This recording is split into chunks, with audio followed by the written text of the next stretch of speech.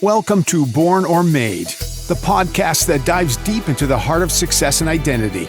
Are the traits that define us as leaders ingrained from birth, or are they carved out throughout our experiences? Join your host, Anne-Marie LaTulip, as we ask these questions to some of the most insightful and inspiring entrepreneurs of our time.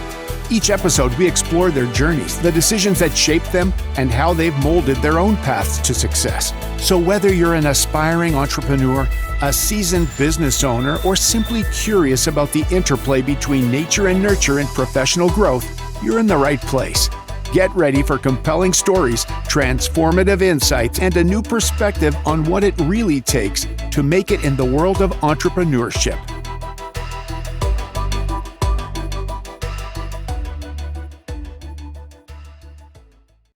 Welcome back to the Born or Made podcast. I'm your host, Anne-Marie LaTulip. And with me today, I have the wonderful Anjel Hartwell. I will tell you a little bit about Anjel. She is an internationally known author, artist, and evolutionary alchemist, honored as a Be the Change Movement to Watch award winner and one of America's premier experts. She's appeared multiple times in major media, creator, executive producer, and host of 13-time award-winning and Apple #1 internationally ranked Wickedly Smart Women podcast and top 50 internationally ranked Leading Visionaries podcast. Author of Be Heard by Millions and Live Your Destiny, a #1 new release in 3 categories. She's hired to consult with high-achieving visionary leaders who are called to be the vanguard of the creative age. Anjel, I am so happy to have you here today. Welcome. Thank you so much for having me, Anne-Marie. It's my pleasure to be here. Yeah, I'm thrilled. And just for anyone listening, a little fun fact is that Anjel and I actually live about 15 minutes away from each other, which is kind of unusual in this online world to find somebody in your local area. So that's awesome. Anjel, I just read a little bit about you. I would love it if I could hand it over to you so you can tell us a little bit more about maybe what all that means and how you got here and where you started. Sure. Well, another fun fact is LaTulip was the name of the milkman, the last name of the milkman when I was a kid. So we had milkman when I was a kid. That's how many trips around the sun I've had. If that gives you any indication of how many trips around the sun I've had, we had a milkman who delivered milk to our house. So, and his name was LaTulip. And that's really right. Funny because the way that it was spelled, and I saw it in your information, is how my name used to be spelled back in the day before my dad changed the name. Ironically, there's no relation. Interesting. All right. Well, you did do the research on that. All right. Well, to answer your question, yes. So thank you for having me, first of all, Anne-Marie. So I've been in the entrepreneurial space, the personal and professional development space, let's call it, since 2008. Before that, I had a 20-year career in real estate. My last project with 2 partners was 51 single-family houses, 56 apartments, and an office building. And then I had a spiritual awakening in 2001. Which led to my first divorce and also led me into a place of discovering all these latent parts of myself that I didn't know existed. So my artist emerged, my performer emerged, my hands turned on, and my healer emerged. And as I went through that journey, it became clear probably about halfway between 2001 and 2008, when I got into the online space and the personal and professional development space, it became clear that I needed to share my story and share my experience and share the healing journey that I went on. And so in the middle there between 2001 and 2008, I also had an art gallery and healing arts center in downtown Nashua, New Hampshire for a couple of years. And I produced a street festival 2 years in a row that brought 6,500 people to the downtown called Firefest. It was a celebration of the visual, performing, culinary, and healing arts in the heart of downtown Nashua. And I also originated Art Walk Nashua, which ran for 18 years, and they just decided to stop doing it. I don't know why, but they did. Oh. So I've had quite a lot of different experiences. And in the last 16 or so years, since 2008-9 timeframe, when I first got in the online space, I was called to speak and to share my wisdom and to actually do what I call convert my wisdom into wealth. And that, I think, is, the main thing I'm here to do at this point, is to help others who have had some kind of incredible wisdom journey, then extract that wisdom and serve it out into the world, and also exchange that for money and for what I like to call a wealthy life by design. So that's a little kind of thumbnail sketch. I love that. And I have a bunch of questions. But the first thing I want to ask is, what was it the divorce that gave you that awakening, or did that awakening encourage a divorce? How did that work? Yeah, the awakening encouraged the divorce. So there was a lot of trauma that happened in our family. There was like a 5-year period of like just hit after hit after hit after hit after hit. My son was born prematurely. He probably would have died of a brain hemorrhage if he had been born naturally. He had the cord over his shoulder around his leg twice and tied in a knot. So we had the birth trauma. And then we had, another trauma where there was an assault in daycare that we lived through. And, there was just thing after thing after thing after thing that happened over the course of about a 5-year period. And, I don't know, I think it might've been Oprah or somebody, maybe Oprah was quoting somebody who said, the universe comes first in a whisper, and then in a knock, and then a 2x4 hits you in the head, and then you get hit by the Mack truck if you're not listening. And so like all of this, there was just an accumulation of 5 solid years of just hit after hit after hit in the family. My sister had a brain, aneurysm, just personal stuff that just kept coming. And all at the same time that I was in the mindset, as many of us have been, of, oh, okay, I have all A's, I've got the job, I'm making 6 figures, I have, the house with the white picket fence, I have the dog, I have the car, I have the husband, I have the kid, like all the things are being checked off on the list of things that we think we're supposed to have. And then all of these hits are coming. And, I think all of it kind of coagulated to spark the spiritual awakening. But really it was a yoga practice that I started after a knee injury. So I fell down and injured myself skiing. I had this knee injury, and I went to the physical therapist and said, after 6 weeks, I was like, okay, can I go back to the gym?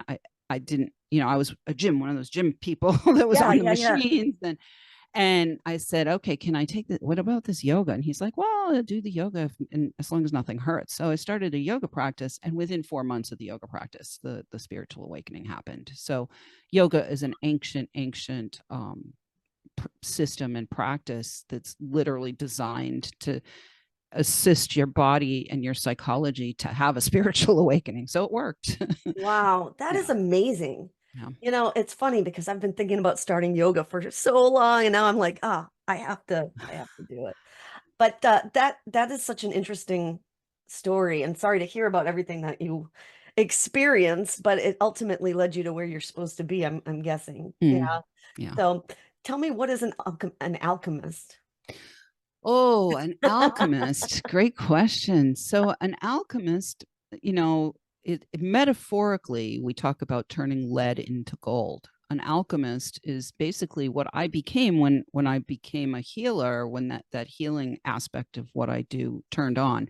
And now, now I have everything married. Now I bring practical strategies from 4 decades of entrepreneurial experience, award-winning entrepreneurial experience, and it's married with my what I call neuro-shamanic technologies or spiritual technologies. So an alchemist is able to go into the dark and into the dross and transmute it, transform it to be a catalyst, so to speak, so that everything that doesn't serve is burned away or broken down. Or I like to tell my clients, I'm going to come into your business with a machete.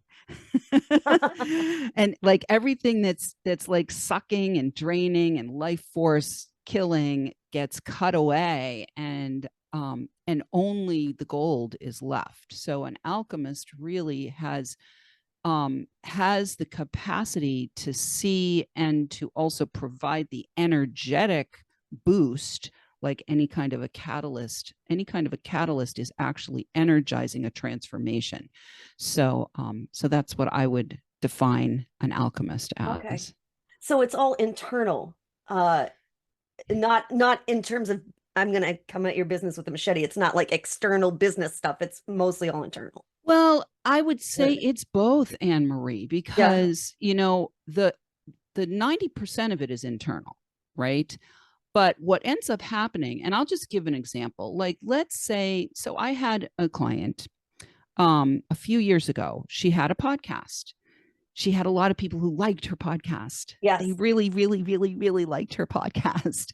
And she had spent $200,000 for her beautiful branding. Her branding was beautiful, and all the other things that she had set up in her business, but she wasn't doing business. Mm-hmm. There was no offer. She had no offer. And she had been doing all of this stuff and investing in all of this stuff. She was paying $2,000 a month to get booked on podcasts. Wow. That was just one piece of the actual practical macheteing that I had to do. Yeah, right? I would say, yeah. So she invested to work with me, and she invested $50,000 more to work with me. But within 75 days, she had her first $10,000 client. Within 100 days, she had a $12,000 client, because I like to give raises. And by 6 months in, she had a $40,000 month. And what I had to do with the machete, both internally as well as externally, on the external, I had her stop paying $2,000 a month to get booked on podcasts when she didn't have an offer. I had her stop doing her podcast, even though everybody liked it and they were clapping. There was no cash flow. I was like, stop that.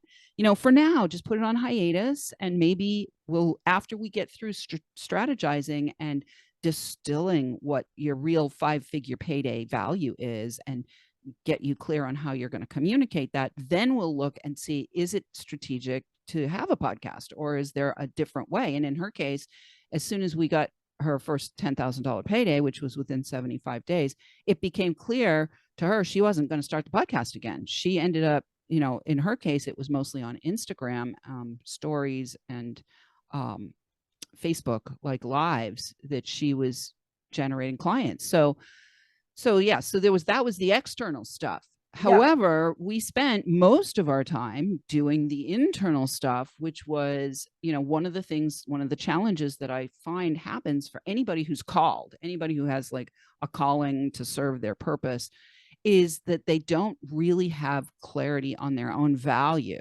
And so we had to do some deep psycho-spiritual work on unpacking childhood trauma, unpacking, all of the devaluing messaging in particular that comes through society and culture and education and family lineages about a woman and her worth. Mm-hmm. And so, yes, we did 90% of the work is the under the surface. It's only like if you think about an iceberg, you only see the top 10%. Yes. 90% of it is under the surface, but there was work on the top 10% too, because there was a machete that needed to be taken to the activities. And one of the things that often happens for someone when they step into doing their own business, especially if they have been, had their their monetary value defined by someone else for a long period of time, like they've been in corporate or something like that, they just have the darndest time trying to clarify not only what they actually require financially in order to be thriving. And that means like paying other people to do the stuff you're not supposed to be doing. That's what thriving looks like.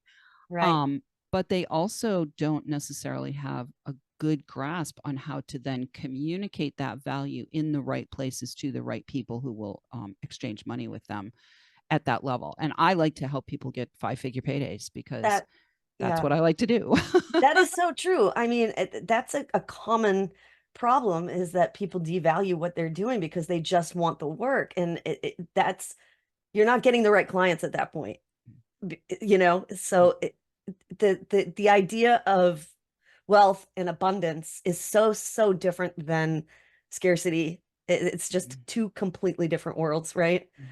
So I want to talk more about the wealth thing, because that's something that you're really, you do so much, as we were just talking about, but really what you said about getting 5-figure paydays, I'd love to hear more about women and wealth and what you're doing with that. Yeah, beautiful. Well, so I like to define wealth and a wealthy life. Like, it's more than just the money. Let's be clear about that. Yes. It's about creating a wealthy life by design. And to me, wealth is the sum total of all of the resources that we have available to us.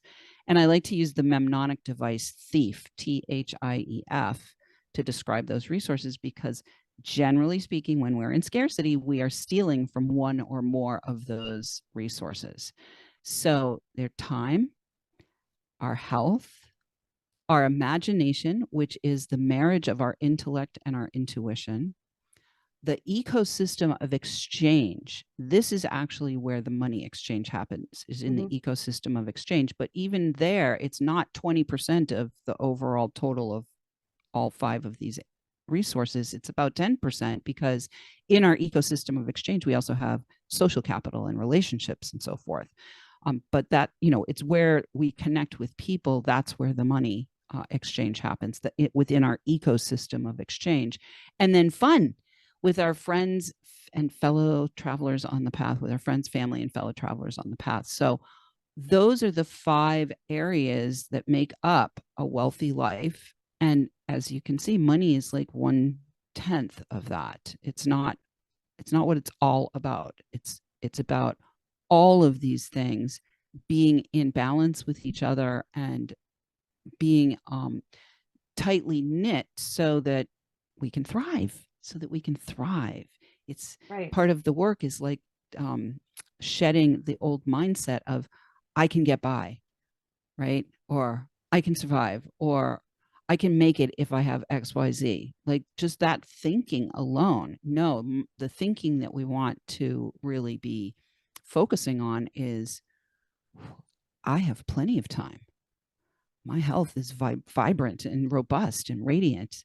My imagination is off the chain, right? My ecosystem of exchange is strong and vital, and I have a lot of fun. If I'm not having fun, we're not doing it, right? Right. And so having that kind of a mindset. And one of the things I've discovered in myself and in my clients is the 5 ways that we actually ward off a wealthy life and money as part of the wealthy life. Interesting. Interesting. Can you share those with us? I can, if you'd like. I would love that. Yes, please. They all begin with W. So if you're a writer downer, you can write down 5 W's, and I'll tell you the 5 ways that we ward off wealth. So the first is worry. And what worry looks like, when I see with my psychic eyes, what worry looks like is a dark gray, disgusting smelling, musty old army blanket that's wrapped around, it's kind of moldy. It's wrapped around everything that you're worried about. And so, money is going to be repellent to that. Other people are going to be repelled by that. Worry is the top one. And, raise your hand if you've ever worried about money or anything. Raise your hand if you've ever worried about anything, right? Right. So worry is the top one. Then we have withdrawing. So people might be listening to this podcast or watching this podcast, and they might be like sparked by something that I'm saying, or maybe something that you've said, or maybe something that some other guests that you've had on the show. They might, be longtime listeners of this podcast, and they get all excited, and then they walk away from it and they pull their energy back. This happens a lot when people go to live events. They have great big breakthroughs, and then they get home and they pull back their energy. So when you're withdrawing, you're basically sending the signal to the universe, there's no room for anything more to come in, right? I got the doors closed, pulled back. There's no room for anything more to come in. The third way that we ward off wealth is waffling. And I like to use the example again. Let's imagine that you're at a live event and there's somebody on stage and you've been working on your business for a long time, and they start to talk about this offer that they have, and you can just tell, oh my God, it's exactly what I need. This is what I've been waiting for. This is what I've been praying for. And they say it's $10,000. And then you take the break and you go to the ladies' room, and your best friend texts you and says, oh my God, you know that cruise to the Caribbean, Mediterranean, and Arctic that we've been looking at for the last 12 years, and it was $50,000. It's $10,000 today. And so now you have the entrepreneurship, $10,000, the cruise ship, $10,000, the entrepreneurship, $10,000, the cruise ship, $10,000. And you can't make a decision because you're waffling, and sooner or later, both ships have sailed. So waffling is not being able to make a decision. Okay. Whining is the fourth way that we ward off wealth. Often happens over wine. Whining happens over wine. And if you're a guy listening, it might be belly aching over beer, but generally speaking, it's whining over wine. What happens when we're whining over wine is two things. First of all, you know, it's important as an entrepreneur, as a small business owner, as somebody who's mission-based, it's somebody who is purpose-based. It's very important for you to have a sacred space where you can express what's going on. We don't want to be in denial. We don't want to be bypassing. If we're having a challenge, we do want to have a space where we can share what's going on and get support for what's going on. That's why you hire a consultant or a coach or a mentor or a trainer. That's the place, that's the appropriate place for you to bring your challenges. Now, there's a huge difference between that and sitting around with your gal pals over a bunch of wine and bitching and moaning and saying, I can't find clients anywhere. Oh, my team, they suck. My team sucks so bad. You know, it's like, that is so low vibe. And when it's over wine, the wine actually brings your vibration down as well. So now you are actually expressing into the universe in a low frequency state with a colluding group of others who are whining right along with you. You're going nowhere, and you're certainly not creating a wealthy life by design when you're whining over wine. Wow. So that's completely counterintuitive and not productive at all. Correct. Yeah. Correct. Okay. That's correct. Awesome. Yeah. And I want to be clear. You hire somebody to go and bring your shit to. You know what I mean? Because they're gonna say, well, you know, first of all, stop whining. Let's look at the data. Let's look at what you've actually done. Let's look at what you haven't done. Let's look at what worked. Let's look at what didn't work. You know, let's take and be an alchemist. You hire an alchemist to take the shit and turn it into shinola. You know what I mean? Love that. You hire an alchemist. So I love it. Okay. The fifth way that we ward off wealth is waiting on. And what this looks like is it has two faces. One of the faces is we've been programmed since we were tiny little girls to be waiting on the handsome prince to come and rescue us. I have a colleague who she's stuck in that. She's just like, I just want my billionaire. I just want my billionaire. And I'm like, I can't even take any texts from you that are like this anymore. You know what I mean? Because you're putting yourself into a state of suspended animation, waiting on something that's fantastical to come and rescue you from your mess, right? Whatever mess it is that you're in. And that's just not going to happen. So, you know, only to Cinderella does that happen.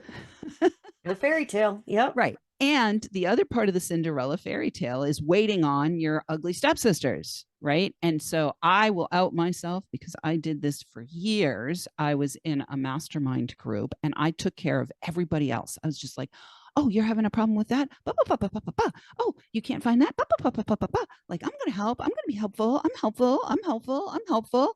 And to the detriment of me paying attention to my own business. Mm-hmm. Like, these people were paying our mastermind mentor tens of thousands, hundreds of thousands of dollars, and they weren't getting helped because I was running around helping them without pay. They weren't getting helped by her. She was the one they were paying. I was the one that was helping I'm guilty of that myself. Waiting on.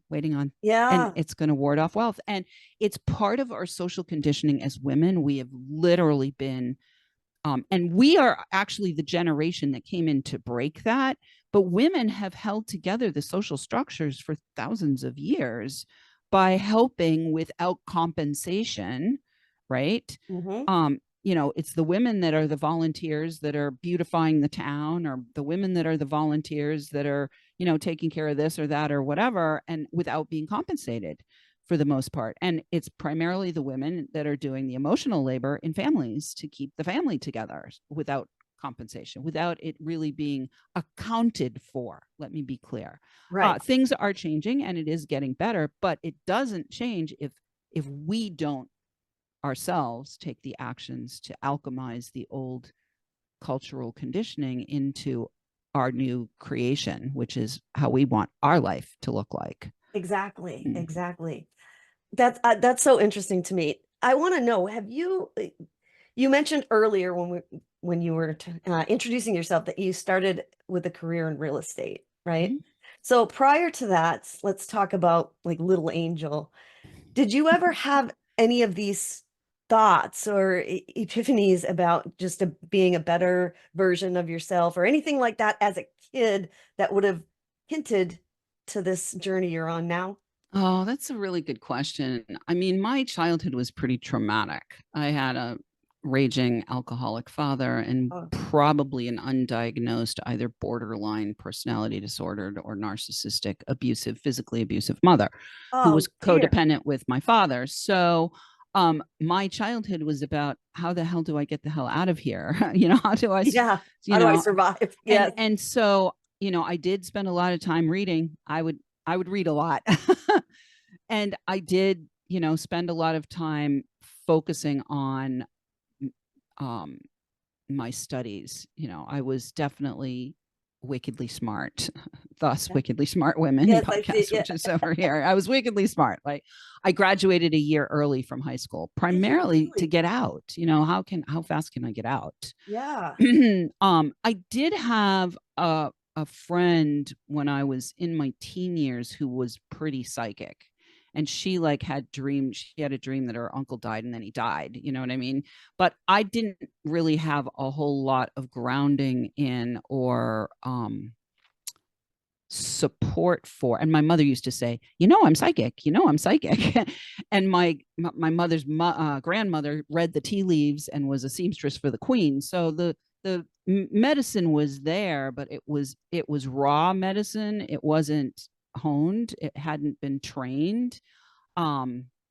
So in my childhood, I would not say that I had a preview that I was going to be doing what I'm doing now. Although when I was 9, I did decide that I was going to be a heart surgeon. And at the core of what I do surgery, but it's more like psychic surgery on people's hearts.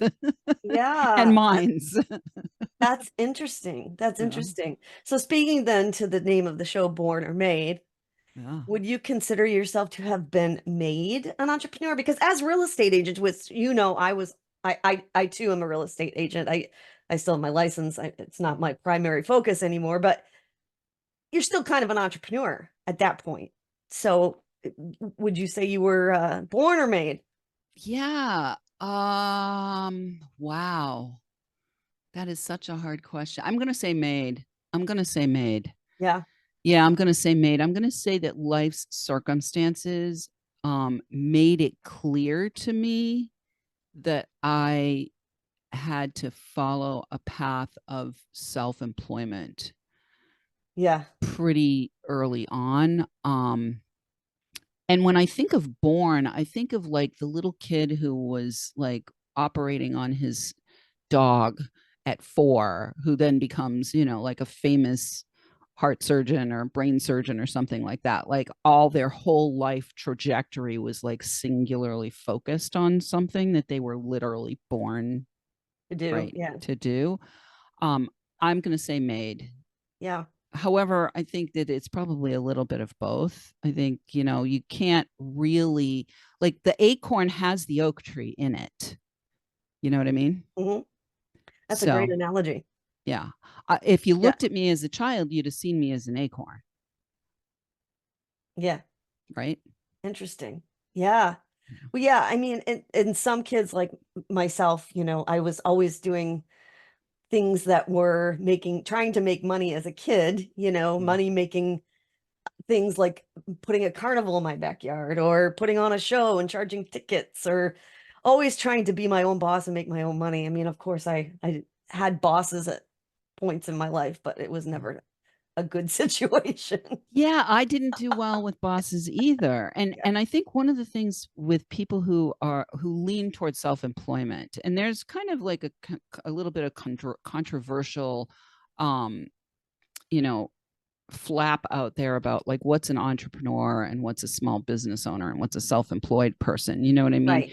And I think that those terms they can all be ubiquitous. So I think though that somebody who has that bent is generally not going to be able to take orders from somebody else, number one.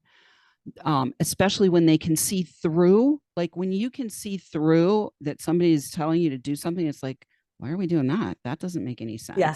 You know what I mean? Like, absolutely. Where you can see through the bullshit, shall we say. I had a job once at a company called Digital Equipment Corp, which is no longer in business. And I remember going into work at Digital, and there was like hundreds of employees there. I went into work at Digital and I was like diligent. I got my work done and I was fast. I was wickedly smart. I was fast, right? I got my work all done in like 1.5 days and made everybody else look bad. I made everybody else look bad, right? Yeah. But if I was 10 minutes late, they would bitch at me. Oh, yeah. And so there are those of us who are just really designed to be self-employed and self-directed and self-led and self-resourcing. And I think more and more of us are moving in that direction because we are at what I like to call the dawn of the creative age. The industrial age has passed. The agrarian age has passed. The information age is passing. We're really at a place where we get to create a wealthy life by design. We get to do that. And so those of us who have been doing it for a long time, we get to be at the forefront of that. And we get to be the leaders like you, Anne-Marie. Yes. No, I love that. And that's so true. I mean, there's so much opportunity now for all different kinds of work that some people years ago might have said, alchemist, what? What the hell is that? That's not a real job, right? Like years ago. But now all of that stuff is just so welcomed and looked for, right? Sought after. And especially for young people, I think there's so much more potential and opportunity for them to be entrepreneurs and have their own companies online, digital education, everything is just much more opportunity than there was when we were in high school. Definitely. So, and I have a short, quick, fun story to tell you. Yes, I love that. My mom said, take typing. You can always be a secretary. No. She had me primed to be an executive wife. She did not have me primed to become the executive. So, but the funny thing is, Anne-Marie, out of all the things I learned in high school, the thing I use every single day is typing. No kidding. So she was prophetic to a certain extent there, that I would definitely need the typing. Yeah. Well, yeah, for now, I don't think a keyboard's going anywhere anytime soon. Although, God, you never know. You never know. But, you never know. Yeah. So I want to talk about the idea of being psychic, which you've mentioned a couple of times.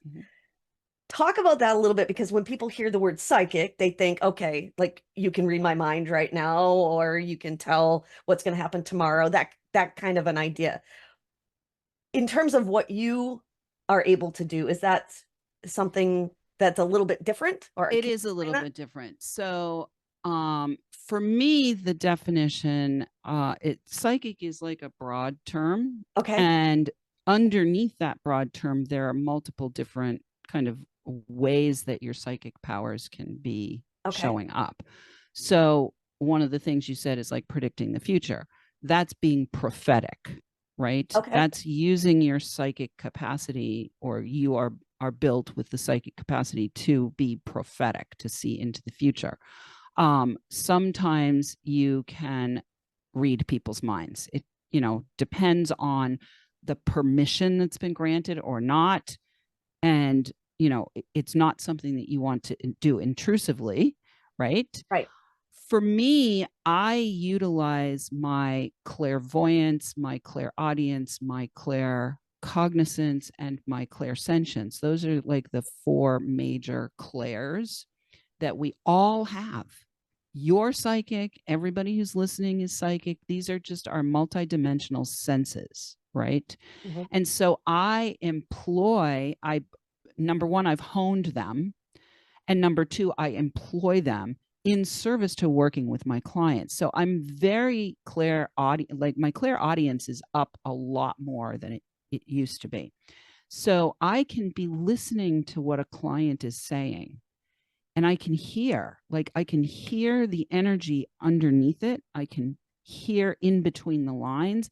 And as I hear, I can immediately zero in on what's going on with them, what's really going on with them underneath the story, right? Wow. And many, many, many times what's going on underneath the story is a trauma, an unresolved trauma, either from this life or some other incarnation. Yep. And so, as an example, I'm working with a multi-7-figure business owner right now. This person has been a leader in their industry for the last 20 years, like top of her game. Okay. And she is now taking all of her wisdom from 20 years as like the top performing technician in this industry. She's condensing all of that into a transmittable body of work, so she can basically train other people to be as good as she has been. Okay. And to build their own multi-7-figure businesses, right? So the other day we had a conversation, and she was talking about this client that she's been working with, and a staff problem that was happening. And really what it came back to was because she was upset about it. My client was upset about what was happening. It was like throwing a monkey wrench into the works of the project that she was doing. Yeah. Yeah. So the only power we have is to change ourselves, right? The only power we have is to change ourselves. And so what I heard in that description of what she was going through was something was going on with her. Something was going on with her that needed to be looked at. And what we discovered was a huge trauma from her childhood that literally has kept her in a nervous system response, a fight or flight response for most of her life. And so what happens is the universe sends us repeated types of experiences as an opportunity to use those experiences to alchemize, to transform, to transmute something that got trapped within us when we were too young to know how to move it through, or we instinctually shut ourselves down to protect ourselves in the moment. And so as a result of our work together, within days, the actual outer problem disintegrated. Like the outer problem disintegrated. And she was able to step more fully into her leadership and into her power and into her clarity and direct her client in a way that has immediately resolved what the original presenting problem was. Right. So I use my psychic capacities in service to my clients. And sometimes I can see, when we're in a session or in an appointment with one another, I get visuals. A lot of times it's clairaudience. Sometimes I've worked with clients and I can feel stuff going on in my body. That's clairsentience. Like sometimes I'll work with a client who's having trouble with expressing themselves and finding their voice. And my voice will start to go, and there's nothing wrong with my voice. I'm just like mirroring psycho sensorially, mirroring what's going on in their body. So I know not to take anything that's happening as being mine, but as being indicative of what's going on with them. when we're Wow. working together. That is so interesting. I mean, I can't imagine that developing all of these, what's senses? Is that Mhm. okay? Yeah. Developing these was overnight, right? It was, Oh, no, yeah, I mean, it was part of my spiritual awakening, right, right? Yeah, right. I had my Yeah. spiritual awakening in 2001. And as part of that, I literally spent from 2001 to 2007 in that zone of not only allowing myself to know that I carry these senses, and everyone else does too, but also really learning in more alternative spaces, starting with the yoga community, how to not only accept and affirm myself, but how to actualize my ability to utilize and serve with these gifts, Right, with our right. giftedness. Yeah. Wow, that it's fascinating. Yeah.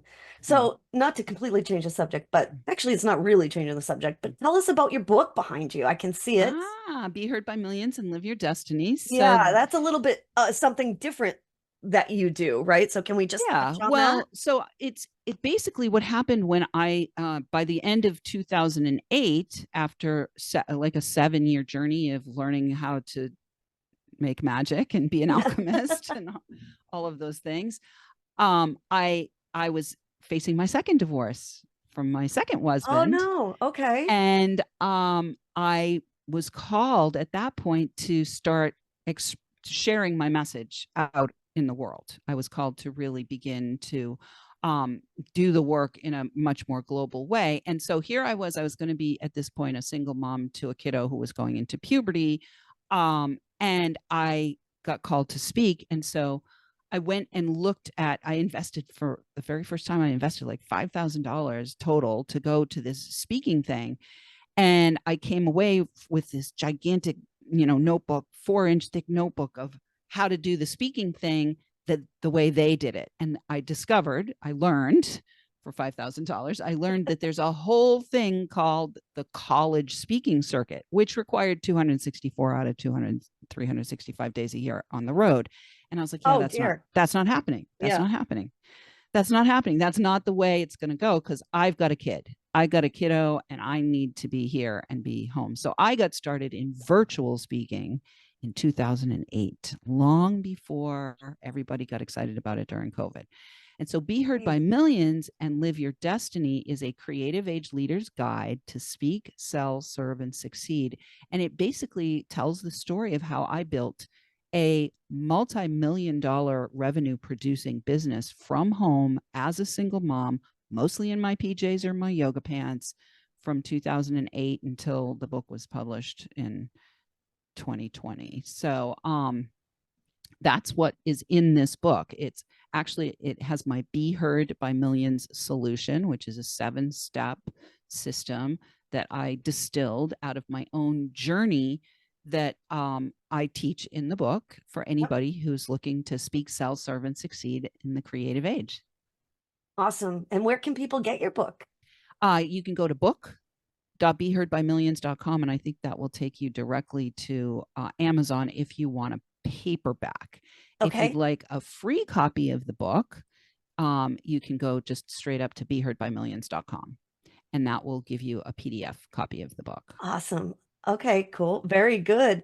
So we're unfortunately coming to the end of it here. I mean, I could talk to you forever, but I have 2 final questions. The first one is there anything new on the horizon for you? Any exciting plans coming up for you? Yeah. For the business, I am really now moving into a space. I have another podcast, Leading Visionaries. So Wickedly Smart Women has its 5th anniversary in September of 2024. Awesome. So we will be celebrating our 5th anniversary. I have a third. So my first podcast I actually sold. I was the first independent podcaster to ever sell a podcast. Wow. And I did that back in 2020 with my first podcast, which is called Men on Purpose. So Wickedly Smart Women is now 5 years old, and Leading Visionaries, which I started last year, is a year old as of June 20th. And we just won our first award. We have our Communicator Award for for Leading Visionaries. So under the Leading Visionaries umbrella, so I actually have 3 brands. I have the Wickedly Smart Women brand, I have the Leading Visionaries brand, and then I have my Wealthy Life Mentor brand. So under the Leading Visionaries brand, I'm really moving a lot into the space of helping people to match make deals, like capital with deals, vision. If you have a vision and you're looking for funding, or if you have funding and you're looking for visionary, innovative projects to invest in. So I'm kind of moving a little bit into that space in addition to my consultancy with people that I love to help. I love to help innovators and creators and people who are called to be able to convert their wisdom into wealth and to build out all of the structures and strategies that will allow them to do that in a way that also lets them enjoy a wealthy life. Exactly. So, like before we got on today, I was out, in case you didn't notice, my fingers are pretty purple. I was out in the fields picking black raspberries. So I love that. Is that in your yard? You have black No, raspberries? I went out to my hometown, Hollis, in Hollis, New Hampshire, and picked black raspberries today. So yeah, so that's what's on my radar, is just doing a little bit more of matchmaking for capital and projects. Okay. And yeah, and we have our 5th anniversary for Wickedly Smart Women coming up. So awesome. And where can people find you if they want to learn more about possibly working with you or exploring your other brands? Yeah. So I think the best thing is, if anybody really resonated with the 5 ways that we ward off wealth, you can go and take the Wealthy Life Readiness quiz at quiz.wealthylifementor.com.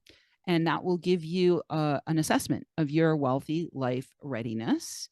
And then, of course, you can find me at wickedlysmartwomen.com for the podcast, or leadingvisionaries.com for the other podcast. So that's where I would send people, and everywhere on all the socials.